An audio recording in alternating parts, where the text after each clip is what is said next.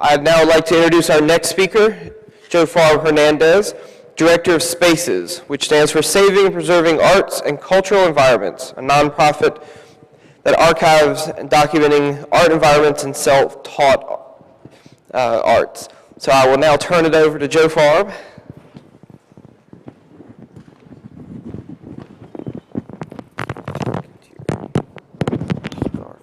Thank you. That advances it, and there's your laser pointer. Okay, perfect, thank you. Good morning. Can I have the lights, please? No, down.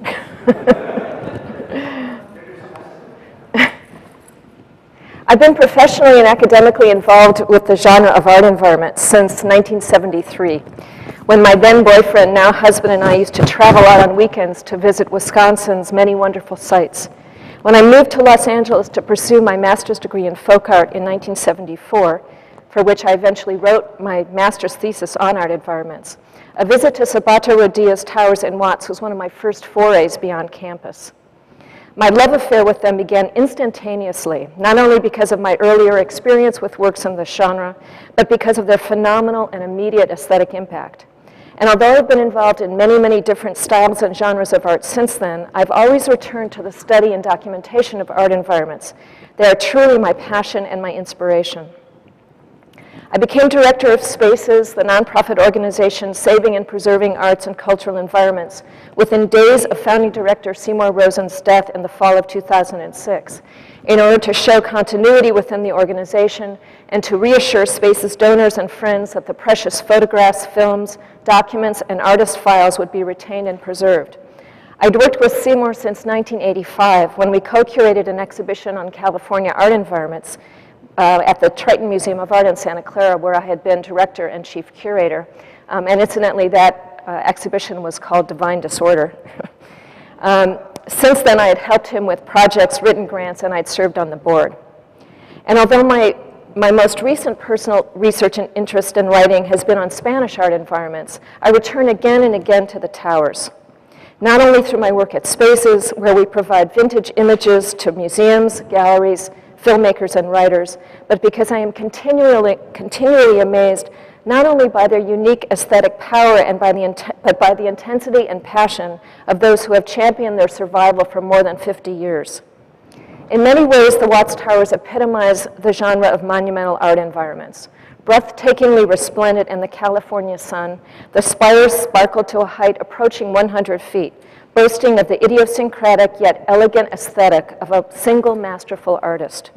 Yet the reverence in which the towers are held, the international renown and public recognition in which they are celebrated, the status of National Historic Landmark with which they, to date, alone among United States art environments have been honored, mask a battle over their preservation, indeed over their very worth, that has dragged on for more than half a century. In today's presentation, I will provide a short history of the valiant attempts of the citizens of Los Angeles to secure, stabilize, and preserve the towers for future generations. When a group of assorted community activists and artists banded together to save Sabato Rodia's towers from the city's demolition decree, the genre of art environments hadn't yet even been defined. Those ordinary citizens only knew that this was a series of sculptures and monuments that enlivened their spirits and that they must not be destroyed. They worked hard to do so, and some of the original committee members, along with new recruits, are still clashing with city departments in order to ascertain that the ongoing conservation work is done correctly and professionally. This phenomenal battle waged on a city, county, and state level by media-savvy citizens in one of our country's most populous cities, boasting a wealth of knowledge and a sophistication and appreciation for art in all of its various forms, was never across the years easy, nor has it been completely successful. And although the towers still stand, now honored with municipal, state, national, and national historic landmark status, they have been subjugated to sloppy and ineffective conservation, insensitive and unattractive boundary fencing which closes them off from the local neighborhood, and significant loss of components to the elements, to incompetence, and to theft. And this is one of the success stories of the field. Although the dates of 1921 and 1923 are both inscribed into the decoration of 1765 107th Street East, a 1/10 acre site edging the Pacific Electric Railway red car tracks in those days, the exact date of Rodia's initiation of his monumental endeavor is unknown. What is clear is that starting in his early 40s, he worked on them for the next 30-plus years, creating a masterpiece that has become the quintessence of the environmental art genre. Every minute that he was not working in his assorted day jobs, he spent either constructing and decorating the towers or amassing the materials necessary to do so. He combed the nearby railroad tracks for bits of glass and other discarded refuse that he could recycle into decorative surface treatment.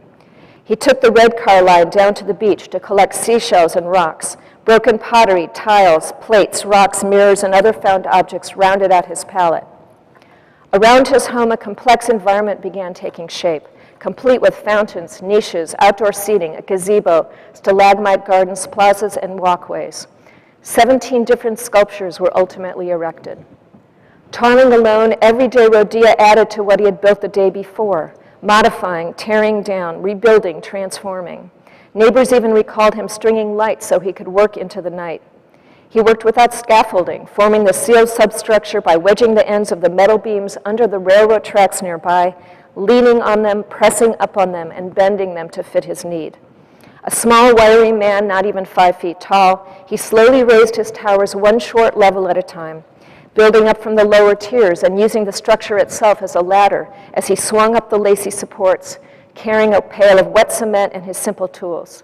He reinforced the vertical supports with horizontal bands circling the core, elegantly constricting the spokes as the spires rose in height, until the tallest tower, the westernmost, ascended to 99.5 feet tall, the longest slender reinforced concrete column in the world at that time. Alternating T-beams and angle irons, he spliced and overlapped their junctures, tying them together with chicken wire that he then tightly wrapped with wire mesh. The joints were not welded, bolted, or riveted together in any way, but many were configured in the most economic and efficient structure possible. Triangles developed into 4-sided tetrahedrons. These innovative socket footing connections have actually become known as the Rodia joint. The steel was then covered by a reinforced concrete mortar mixture into which were pressed decorative, colorful glass and ceramic pieces that served as important functional elements in their own rights, because they protected the substructure from rain and moisture, capping the essential simplicity and the functional formalism of his aesthetic. This construction technique was a radical innovation and foreshadowed the thin-shelled concrete structures of Faro cement by trained architects by at least 5 years. The light weight of this type of construction facilitates the building of tall structures while successfully supporting tension and compression loads. Clearly, although his environment was created in an additive manner, it was by no means constructed haphazardly. In addition to the myriad of generally minor repairs and modifications that he attended to constantly, conservators and engineers have determined that after the 1933 Long Beach earthquake, which at 6.3 on the Richter scale damaged the foundation of the new Los Angeles City Hall 5 miles further away from the epicenter, although it had little impact on the towers, Rodia made significant changes to strengthen his work, adding outside columns, intersecting rings, and decorative buttresses on the easternmost and center towers, as well as widening and adding weight to the bases. As Rodia worked through the 1920s, 30s, and 40s, Watts itself was changing. From an ethnically diverse area of small Anglo-Mexican and African-American homes alternating with larger Japanese truck farms, the Anglos moved on, the Japanese were interned, and their truck farms were turned into a higher density, more homogeneous residential district. The aging Rodia increasingly isolated himself from his neighbors, angry at the world and at what he saw as its disintegrating values.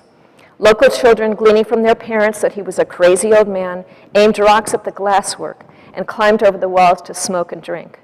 Treasure hunters unearthed sections and smashed the crockery, convinced that there was a fortune buried underneath. Debris and trash accumulated. Finally, Rodia had had enough. In 1954, he packed up his few belongings, deeded his property to his neighbor, Luis H. Sauceda, and walked away, never to return. When asked what should be done with the towers, he shrugged his shoulders, indicating that he didn't care. Saucedo soon sold the property for less than $1,000 to another neighbor, Joseph Montoya, who planned to open a Mexican fast food stand there. But in the meantime, Rodia's cottage, located within the enclosing wall, burned to the ground probably around 1955 or 1956, likely a result of arson, and the area within continued to deteriorate. In late 1958 or the spring of 1959, actor Nicholas King and film editor William Cartwright were visiting this site when, seeing its neglect, they happened to meet Montoya, and they proposed a sale for $20 down, all they had in their pockets at the time, plus a promise to pay a total of $3,000. They hoped to preserve the towers as the spectacular art environment that they were. Only later, when they applied for a permit to build a caretaker's cottage on the site to ensure ongoing protection, did they discover the reason Montoya had never achieved his objective and had been so eager to sell. On February 5th, 1957, the city of Los Angeles had issued a demolition order, condemning the buildings as a, quote, unauthorized public hazard, and prohibited further development on that site until the towers were removed. The city of Los Angeles based its decision on the lack of records showing that, quote, these towers having been designed or constructed according to a rational plan or engineering principles or having been inspected for sound or accepted construction procedures, end quote. They also assumed that they would be unable to withstand strength or wind loads, earthquakes, and working stresses as specified in the municipal building code. According to that code, a 10-story building would require a 24-foot deep footing. In contrast, Rodia's 10-story structure had a footing of only 18 inches. To this end, the Department of Building and Safety concluded that the, quote, towers exist as dangerous structures and public nuisances and that they endanger the life, limb, property, safety, and general welfare of the public, close quote. As they believed repair was impossible, they decreed destruction. Since Montoya had ignored the demolition order and had sold the property, the city prepared to flatten the towers at taxpayers' expense. Negotiations to save them seemed futile. They were regularly referred to by city staff as a pile of junk, and a building and the safety department official was quoted as saying that if the Leaning Tower of Pisa would have also been declared unsafe and demolished if it had tilted at such a dangerous angle in Los Angeles. An international cry went out, led by King and Cartwright, Jim Elliott, then curator at the Los Angeles County Museum of Art, and other unaffiliated artists, architects, activists, and community members who came together to form the Committee for Simon Rodia's Towers and Watts, the CSRTW. The committee purchased the towers from Cartwright and King, worked to pay off the debt, and began the task of proving that the towers were both an aesthetic masterpiece and structurally sound. For the former task, they enlisted such renowned figures as designer Buckminster Fuller, architect Philip Johnson, art critic Clement Greenberg, and poet Carl Sandburg. Telegraphs and letters of support were sent from the Museum of Modern Art, the Guggenheim Museum, and numerous other arts organizations and groups. Committee members also leveraged technical experts to volunteer and testify. At the demolition hearing, which dragged on for 13 days, the CSRTW was represented by young aerospace engineer Bud Goldstone, on leave without pay from his job at North American Aviation, and volunteer attorney Jack Levine. Finally, the city agreed to a lateral stress test, spearheaded by Goldstone at the committee's expense. Cables were to be connected to the tallest tower, the elements heavily padded to avoid damage where the cables were attached, and stress applied in 1,000-pound increments up to the top load of 10,000 pounds, equivalent to a 76-mile-per-hour gale force wind. If the tower could withstand this load for 5 minutes, the city agreed to concede that the towers were stable enough not to be demolished. Although both sides were relieved by the compromise, neither side was particularly happy about it. The CSRTW, in fact, voted to approve the compromise and go through with the stress test by a single vote, with those against, such as art historian Kate Steinitz, describing it as, quote, a barbaric measure comparable to a witch trial of the Middle Ages, close quote. On October 10th, 1959, a test was set up, with hundreds of supporters and detractors standing by, holding their breaths as the stress load was steadily increased.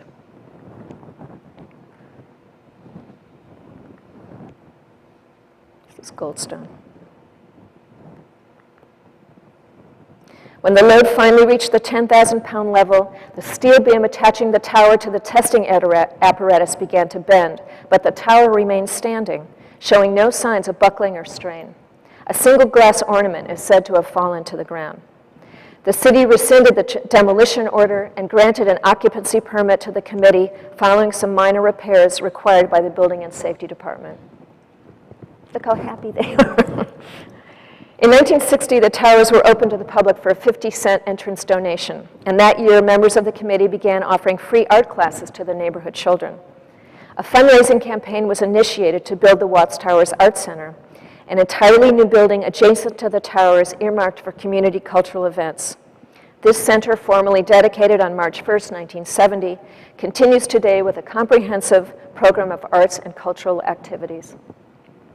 But by October 1975, the combined efforts of overseeing the Art Center programs and trying to keep up with maintenance on the aging towers had exhausted the committee members, who formally gifted the site to the city of Los Angeles, quote, with the clear understanding that generous funds would be allocated for immediate repair and continuing maintenance preservation, close quote. However, the committee was soon to regret this decision as the site began to deteriorate rapidly because the city expended no money on preservation and repair. Finally, upon request from committee members, they closed the site to the public on March 15, 1978. Shortly thereafter, the city conveyed the towers to the state of California, receiving in exchange $207,000 to support the expenses of repairs and restoration. But then it was leased back to the city for 50 years until 2028. Although a long-range conservation plan was formally developed and a first phase of renovation implemented, the contractor disregarded its recommendations. His ill-trained crew used the tower rungs for climbing rather than constructing scaffolding around them. They tore off ornaments and damaged members without marking them or noting their original location, allowing them to drop and smash onto the patio floor. And then they engaged in numerous other negligent and destructive practices. On October 26, 1978, their Center for Law and the Public Interest filed suit on behalf of the committee against the city, its Board of Public Works, and contractor Rolf Vaughn, charging them all with contributing to its destruction instead. While the suit was pending, the state interceded, allocating $1 million in its 1980 budget for development of the Watts Towers Simon Rodia Park Project. They spelled his name wrong in that. The state Supreme Court placed the towers under the jurisdiction of the State Resources Agency for the remainder of the repair process and gave the California State Department of Parks and Recreation supervision over the restoration, with the Office of the State Architect assigned the task of repair. In the meantime, the city of Los Angeles secured $497,000 in federal revenue sharing funds, allocating the funds for land acquisition adjacent to and near the towers, landscaping, public restrooms, a security office, and parking facilities, not all of which have been constructed. The Aaron Krantz Group of San Francisco conducted the next conservation study and proposed recommendations, but these were modified more than halfway through the process, reflecting the differing opinions of scholars and experts as to whether the tower should be restored to their original condition or should only be conserved and stabilized. Scaffolding was erected and workers removed the damaged pieces, repairing them if possible, replacing them if necessary, guided by approximately 5,000 baseline photographs that had been taken of the structures prior to the beginning of the restoration. 74 months later, with the money running out, the unfinished project was concluded just after the 7-year lawsuit was settled, resulting in the allocation of an additional $800,000 from the city for a new 5-year restoration and maintenance plan for the towers.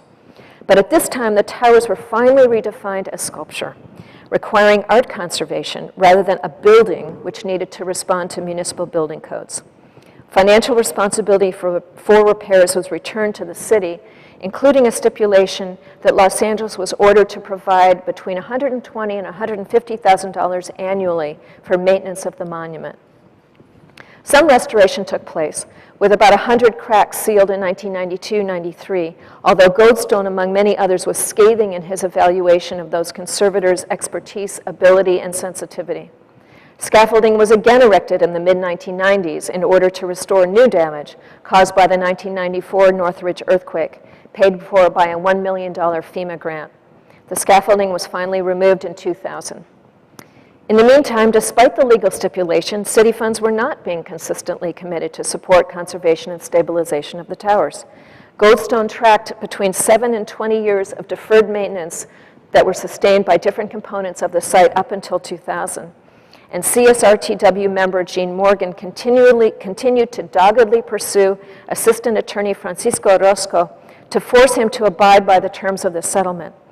Although at first he adamantly and publicly denied any city financial responsibility for the towers, in 2001 he finally admitted that his earlier reading of the settlement had been incorrect and confirmed that the City of Los Angeles, quote, has a continuing obligation to operate, maintain, and repair the Watts Towers, close quote. General fund support was finally added to the city's 2001-2002 fiscal year budget. Nevertheless, the quality of the work that was being done did not attain professional standards. In 2006, the CSRTW published a small document called Damage in Process, which photographically illustrated the quote-unquote false restoration being carried out at the towers by city conservators. State inspection of the towers initiated as a result of this document revealed that the towers had been subject to, quote, artistic interpretation by the conservators. And in 2006, the city was mandated to stop this interpretation, but to continue with badly needed minor repairs and structural stabilization. Instead, the city stopped all conservation work on the towers, despite the annual funding that they were required by law to provide.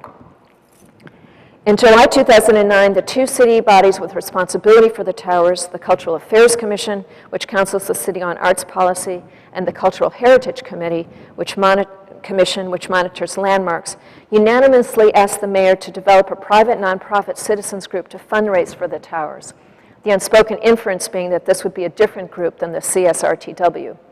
The commission's attempt to abdicate certain of their stipulated responsibilities was, at least in part, in response to the depressed economic circumstances of the city, which in the previous months had laid off 3 conservators and 1 office worker, effectively reducing annual spending on the towers by 1/3.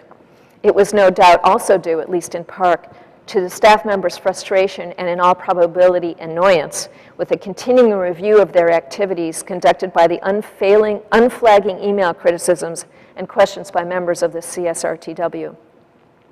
But at the same time, the executive director of the Department of Cultural Affairs acknowledged that of the 10 recommendations made by the consultants retained by the state of California in 2005-2006, quote, just 1 has been fully implemented, another has been partially accomplished, and the rest have gone unaddressed due to budget restrictions, close quote. At this point, although the site may have been generally stabilized, ongoing conservation and maintenance will continue to be costly and problematic. And despite its status as perhaps the world's best-known art environment, with millions of dollars poured into its survival by the federal, state, and municipal governments, private foundations, and hundreds of individual supporters, the towers are forlornly fenced off, not only from their local community, but from their well-wishers internationally. Since 1978, the towers have been closed much of the time to the public, their power and impact diluted. In this case, the decision to gift the site to the city was not the answer. Even after all of the earlier fiascos, in 2001, they were considering actually dismantling a portion of Rodia's north wall to open up a better view of the towers from the new amphitheater that they had constructed. And up until this past fall, 2011, a neighborhood skateboard park was being enthusiastically touted to be built a mere 40 yards east of the towers. Because artworks of this nature cannot be hermetically stored and protected, they need continued vigilance and a concerted long-term effort from a broad base of local community members, backed up by art and preservation professionals internationally, to ensure their survival. This is where the Los Angeles County Museum of Art comes in, after developing a contract with the city for review and conservation of the towers. In a moment, I will pass this on to my colleague, Frank Pricer, who will bring us up to date. Sabato Rodia's Towers and Watts is the first art environment to obtain municipal, state, and national landmark status, is the first to be the focus of a major museum exhibition, as the center of a 5-decade-long struggle against City Hall, has had tremendous influence on the art world.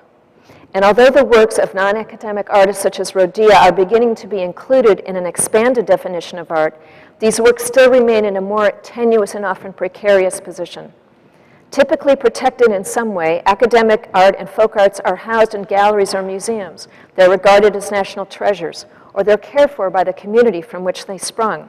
Even if they are in a private home and are in use, they are relatively safe.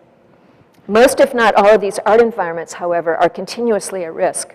We have seen that even after more than 50 years of active, aggressive community work on behalf of the Watts Towers, they are still not as stable or as protected as we would like them to be. The litany of issues with the local authorities that the CSRTW has documented over the years underscores the precarious nature of their continued existence. Artworks in other categories would not be subjected to such unethical destruction.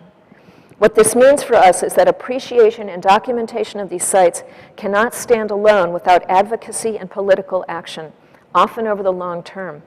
But each small success, one by one, indicates positive progress towards greater inclusivity in our historical definition. It's important to realize that such art environments are often intended as gifts to enrich the life of the greater public, although they are not always recognized as such. They are alternative individual spaces, but they carry significant public meanings, and they are laced with cultural references to which we are all heir. As these builders recycle the waste materials of our culture for the common benefit, they are consequently not to be dismissed as exhibiting crazy behavior, but instead embraced as a positive challenge to both our artistic and our social norms, to the limits of our tolerance, and to our capacity to acknowledge the marvelous. Thank you.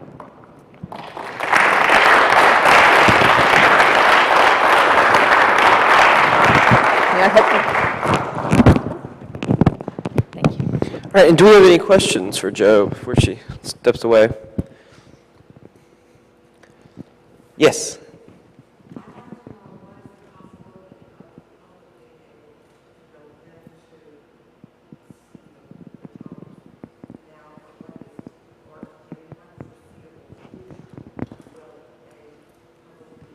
They're typically open on weekends, most weekends, and some holidays. You obviously can't climb them anymore, but the Watts Towers Art Center conducts tours through the bottom of the towers, docent-led tours. Small donation, yeah. I would call, though, just in case, in advance. Thank you. Other questions?